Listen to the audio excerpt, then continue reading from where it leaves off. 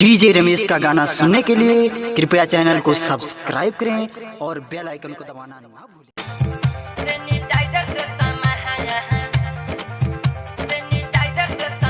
साफ करता भातार सैनिटाइजर से समाया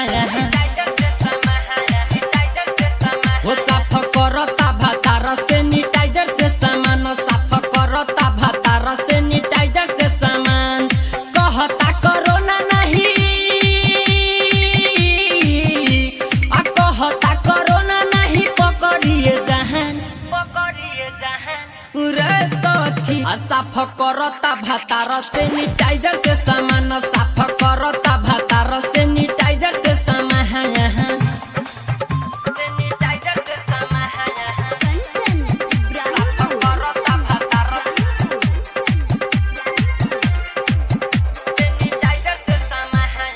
मिक्स बाय अमरीश लाल। हाथ में लगाबे उ लगाबे कोनो गाल में है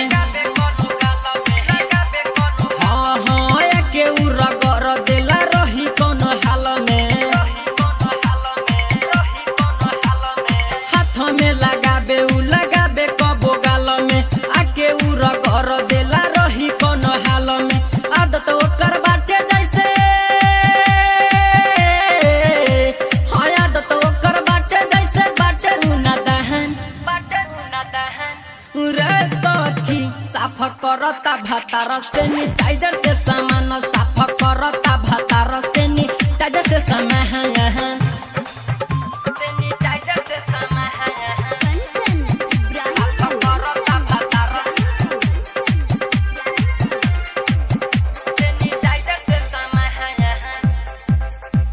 रहता रे हरदम हमारा से सटके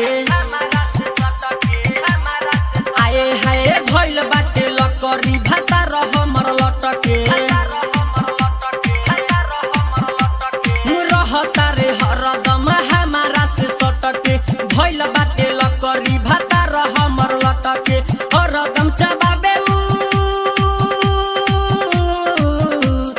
हरदम चबाबे मुहारा में पान रे सखी साफ करता भातार सैनिटाइजर से सामान साफ करता भातार सैनिटाइजर से सामान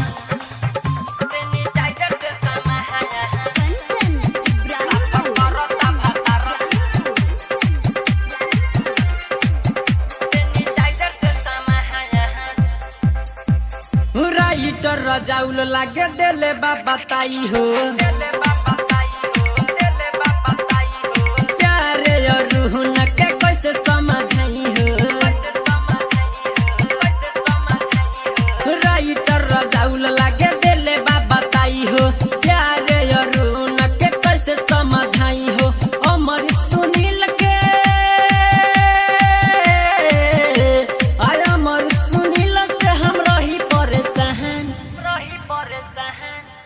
साफ करता भातार सैनिटाइजर से सामान साफ करता भातार सैनिटाइजर से सामान। महाकाल रिकॉर्डिंग स्टूडियो नरगा बाजार सीतामढ़ी बिहार।